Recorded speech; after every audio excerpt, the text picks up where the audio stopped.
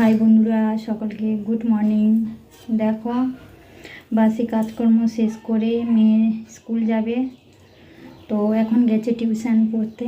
তো আমি ওর জন্য ভাত, আলু সেদ্ধ আর মসুরের ডাল করে রেখে দিয়েছি। আর এখন দেখো সবজি কাটতে বসছি, দুপুরে যে রান্নাবান্না হবে। সবজি কেটে চলে যাব স্নান করতে, তারপরে ঠাকুরের ফুল টুল তুলে, তো জল ফুল প্রত্যেক দিন যেরকম হয় তো সেরকম দিয়ে আসতে আমার পুরো 11টাই বাজবে।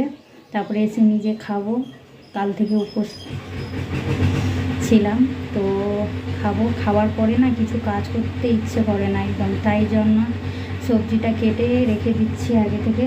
তো দুপুরে হবে কি বলো তো, এই যে ডাঁটা কাটলাম, ডাঁটা সজনে ডাঁটা ভাজা হবে, আর হবে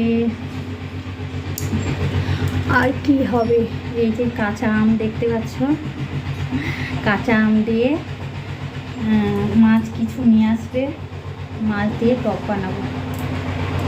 তো দুপুরে সবজিটা কেটে রেখে দিই, তারপরে আমার অনেকটা কাজ হালকা হবে, কেননা সবজি কাটতে মশলা করে উঠতে অনেকটা লেট হয়ে যায়।